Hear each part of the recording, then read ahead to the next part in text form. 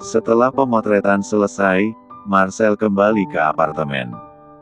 Ia pikir pekerjaan semacam ini tidak akan menguras tenaga, tetapi ternyata butuh effort yang lebih untuk mempelajari semuanya hingga setelah seharian bergelut dengan profesi barunya, ia merasa sangat lelah. Bertepatan saat ia hendak memasuki lobi apartemen, Sheila juga baru saja turun dari taksi. "Hei, Nona RSJ. Abis dari panti ya?" "Iya." Sheila melangkah santai melewati Marcel begitu saja. Tanpa pikir panjang, Marcel segera mensejajarkan langkahnya. "Tadi aku bertemu Aina di kantor agensi." Sheila menoleh menatap Marcel.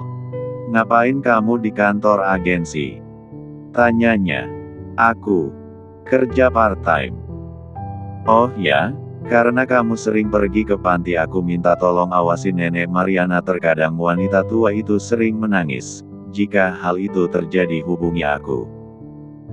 Marcel mengambil pena dari dalam tas selempangnya lalu meraih telapak tangan Sheila. Ia menuliskan nomor ponselnya di sana. "Kau..." Belum habis keterkejutan Sheila, Marcel sudah selesai menulis nomor ponselnya.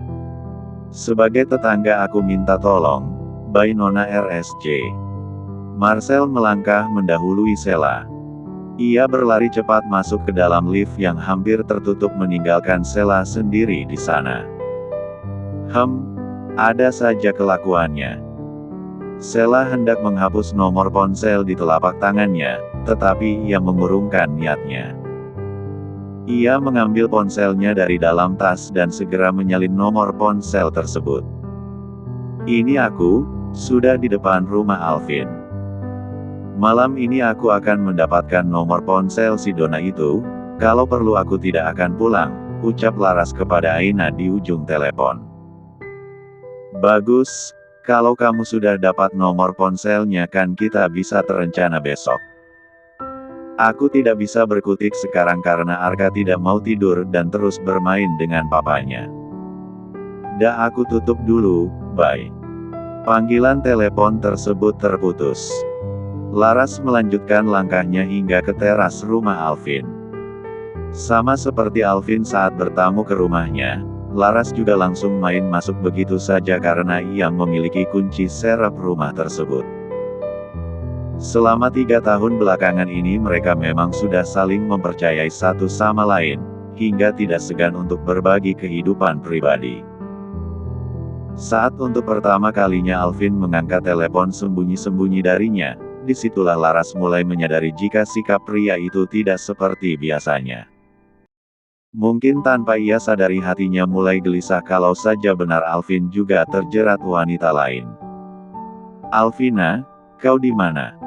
Laras berjalan dengan santai sambil menoleh kanan kiri, mencari keberadaan pria itu.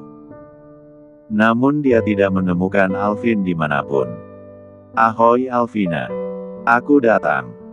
Langkah Laras terhenti saat melihat sekotak stroberi segar, merah merona di atas meja ruang tengah. Ia masih sempat-sempatnya mencomot satu dan langsung dilahapnya. "Ras, kenapa kesini tidak bilang-bilang?"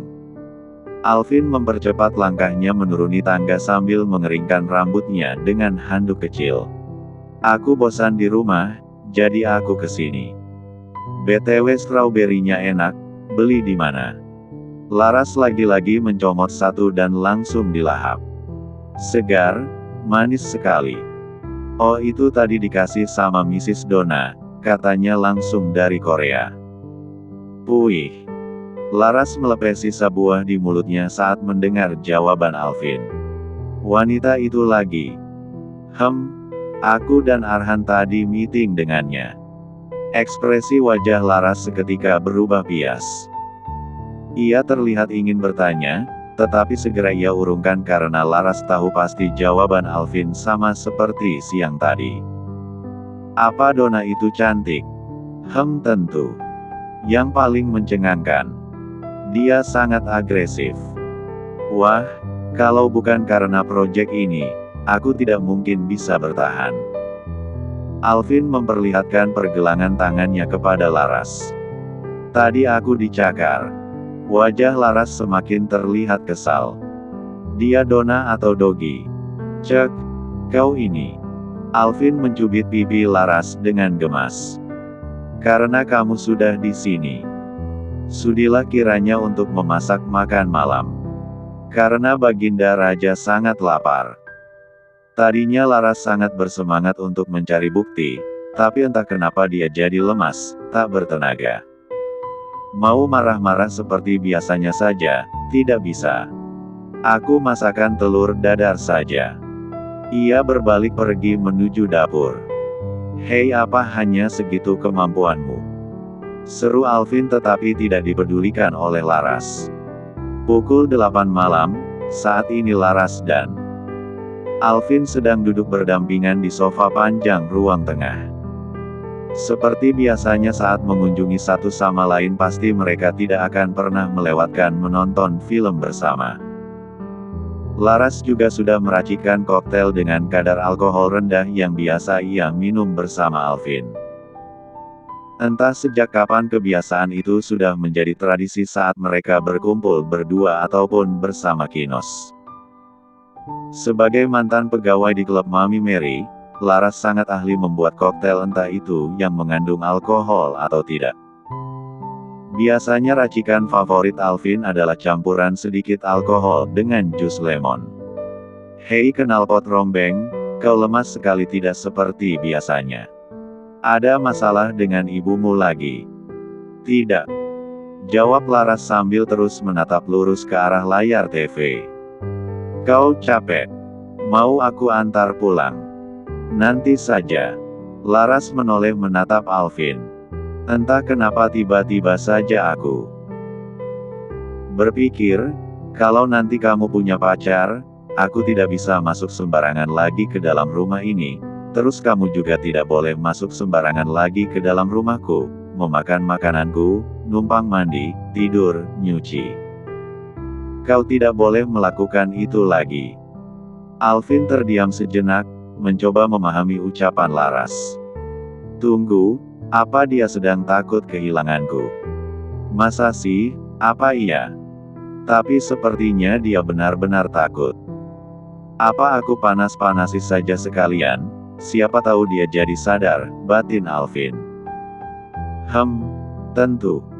Sekarang usiaku sudah hampir menyentuh kepala 3, Arhan saja sudah punya anak masa aku belum. Entah dalam waktu dekat atau tidak, aku akan mencoba untuk berkencan dengan siapa saja, yang penting setia dan mempunyai visi misi yang sama. Aku sudah terlalu lama menjomblo, kenal wanita ini dan itu tapi cuma main-main, tidak serius. Oh, gitu. Laras kembali meneguk minumannya hingga tak bersisa. Kau juga tidak boleh seperti ini terus, ya. Aku tahu sekarang kamu sedang di puncak karir, menjadi wanita independen, kan memang cita-citamu, tapi yang namanya wanita ia butuh pria. Kalau cuma mengedepankan pekerjaan saja bagaimana dengan hari tuamu nanti, siapa yang akan mengurusmu dan menemani hari tuamu? Lanjut Alvin. Kau benar juga. Gara-gara Dogi aku sampai berpikir sejauh ini, gumam Laras. Ia menatap nanar ke arah depan dengan raut wajah lemas. Situasi di antara mereka hening sesaat. Alvin meneguk pelan sisa minuman di gelasnya. Vin, sahut Laras pada akhirnya. Apa? Apa kau berpikir untuk menikahi seorang wanita dalam waktu dekat ini?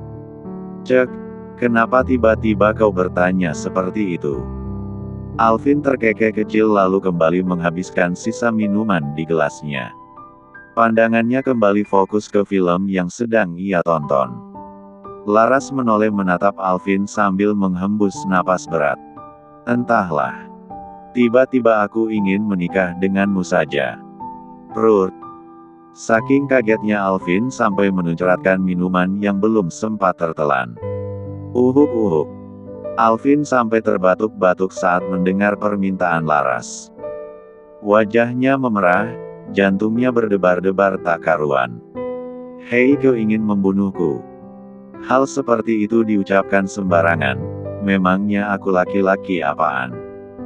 Pipi Laras berubah cemberut saat mendengar penuturan Alvin. Ia sudah tahu pada akhirnya tanggapan pria itu pasti sama seperti biasanya. Sudah aku duga akan seperti ini. Jujur, kadang aku pikir kau sangat menyukaiku hingga rela aku suruh ini itu. Banyak orang yang berpikir seperti itu juga, termaksud Aina pagi tadi juga bilang begitu, tapi ternyata tidak ya. Ya sudah biasa saja, aku juga tidak berharap. Alvin terdiam sebentar, memperhatikan wajah Laras dari samping. Entah sampai kapan ia akan segengsi ini, padahal sudah. Banyak orang menyadari arti perhatiannya kepada Laras, tapi ia masih saja malu, dan tidak tahu cara memulainya. Aku mau ke kamar kecil dulu, setelah itu aku akan pulang. Laras hendak berdiri dari posisi duduknya, tetapi secepat kilat Alvin menarik ia kembali duduk ke posisi semula. Apa? Kalau aku benar menyukaimu, kau bagaimana? Wajah Alvin mendadak diselimuti ketegangan. Untuk pertama kalinya ia dan Laras bicara serius seperti ini, sungguh tidak seperti biasanya, tetapi Alvin seolah tidak ingin menyia-nyiakan kesempatan.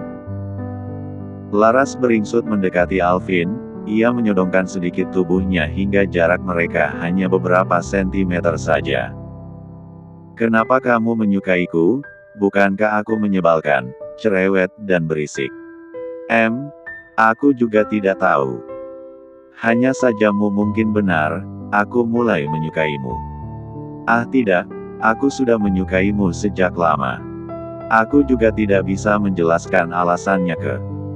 Baiklah, aku akan pertimbangkan. Sanggah Laras lalu segera berdiri dari posisi duduknya. Aku harus ke toilet sebentar. Cepat-cepat ia melangkah pergi meninggalkan tempat tersebut. Sementara itu di sana, Alvin masih membeku dengan wajah yang siap meledak saking merah dan panasnya. Apa tadi dia bilang akan mempertimbangkan? Tunggu, apa ini artinya kami akan segera? Senyum sumringah tergambar jelas di wajah Alvin, ia merebahkan tubuhnya di atas sofa lalu berguling-guling kiri kanan sambil menutup wajahnya dengan telapak tangan.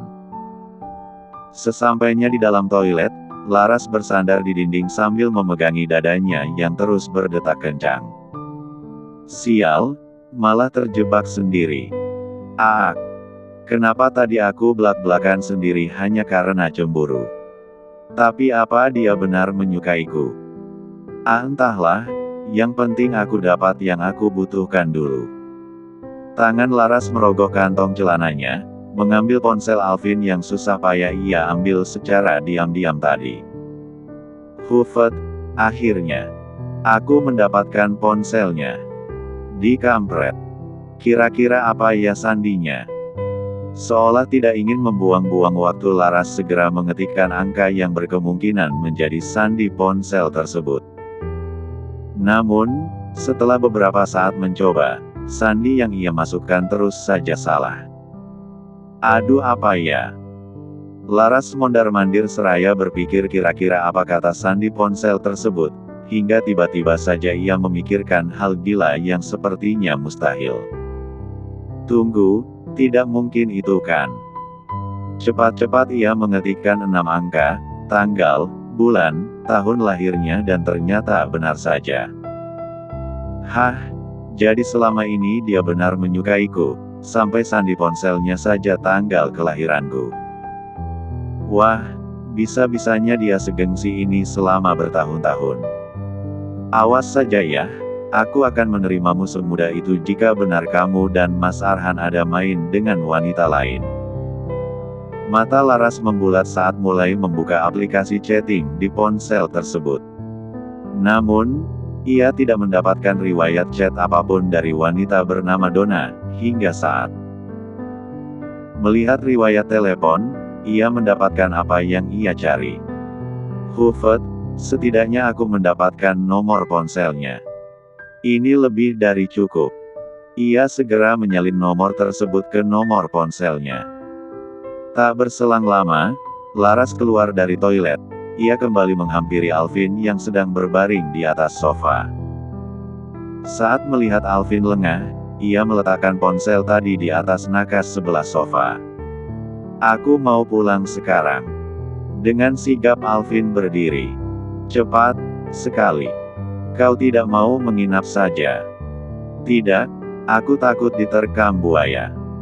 Laras meraih tas selempangnya di atas meja. "Bye Alvina, see you tomorrow crocodile." "Cek, buaya." Alvin memandangi Laras yang melangkah meninggalkan ruang tengah. Padahal dia yang memancing buaya, bisa-bisanya dia berpikir untuk pergi begitu saja. Tanpa pikir panjang, Alvin berjalan cepat menyusul Laras. Ditariknya tangan wanita itu, hingga berbalik ke arahnya. Kedua kelopak mata Laras terbuka sempurna saat tubuhnya dan Alvin menempel satu sama lain. Tangan ke kanan pria itu melingkar erat di pinggang rampingnya. "Hei, kenapa seperti ini? Tadi kau mengajakku untuk menikahkan. Setidaknya kasih DP dulu sebagai jaminan kalau kamu tidak akan melirik pria lain, selain aku." "Alvin." Laras kehabisan kata-kata, saat tatapan pria di hadapannya mulai tidak biasa. Saat wajah Alvin semakin maju mendekatinya, ia hanya bisa memejamkan mata dan akhirnya setelah sekian lama, terjadi juga. "Alvin Meni 3 sub bib 1R." Laras dengan lembut, penuh keempatngatan. Tidak ada empat serat apapun yang mengiringi, semua murni pembuktian perasaannya yang sudah terpendam cukup lama. Detik demi detik berlalu, semua terjadi secara singkat hingga akhirnya Alvin mengakhiri tautan mereka. "Tunggu, di sini. Aku antar pulang." Wajah Laras nampak pucat, tanpa ekspresi. Ia hanya bisa memandangi Alvin yang sedang mengambil kunci mobil dan ponselnya di depan sana. "Ayo, pulang." Alvin meraih tangan Laras, menariknya keluar dari rumah. "Vin. Iya, kenapa? Kau tadi benar menciumku." Alvin berusaha menahan senyumnya saat menoleh menatap Laras. Mau lagi?" "Bak, ak." Mulut Alvin menganga karena tiba-tiba saja Laras menendang tiitnya dengan dengkul. "Kia, kau gila. Kau yang gila, itu kan ciuman pertamaku. Seharusnya lebih romantis, bilang cinta saja tidak. Dasar gengsi. DP, apa aku terlihat seperti showroom motor?" Laras melangkah sambil menghentakkan kakinya. Sesaat setelah sampai di samping badan mobil, Laras menoleh melihat Alvin yang belum meninggalkan posisinya. "Ayo," katanya, "mau antar pulang." "Kau masih minta antar pulang setelah hampir menghancurkan masa depan kita." Alvin berjalan menghampiri Laras. "Nih, nyetir sendiri." Alvin membuka pintu mobil, dan segera masuk, duduk di samping kursi setir. "Ayo, tunggu apa lagi? Silakan menyetir sendiri, Bu Supir," sahut Alvin dari dalam. "Hah? Kau mau aku menyetir? Oke, ayo." Cepat-cepat Laras masuk, duduk di belakang setir. Wajah Alvin mendadak pucat, tiba-tiba ingatannya kembali ke 1 tahun yang lalu di mana wanita itu menabrak trotoar jalan hingga mobilnya ringsek. "Ras, aku tidak mau mati di perjaka." Laras tersenyum manis, memperlihatkan gigi ginsulnya kepada Alvin. "Ais, tenang saja, nyawaku ada 9. Nanti aku pinjamin 1. Ras, turun deh. Aku yang nyetir." Wajah Alvin semakin panik saat Laras menghidupkan mesin mobil tersebut melaju kencang meninggalkan pelantaran rumah. Larasati. Saat Laras sukses dengan rencananya plus dapat ciuman pertama dari Alvin. Pagi ini, Arhan terbangun lebih awal dari biasanya. Ia keluar dari kamar, meninggalkan Aina dan Arka yang masih tertidur lelap. Langkah demi langkah ia tapaki hingga akhirnya ia sampai ke ruang kerjanya. Entah email apa yang ia periksa hingga raut wajahnya terlihat sangat serius. Setelah beberapa saat ia kembali mencoba menghubungi seseorang melalui panggilan telepon. Halo, Donna. Semua sudah siap. Sudah.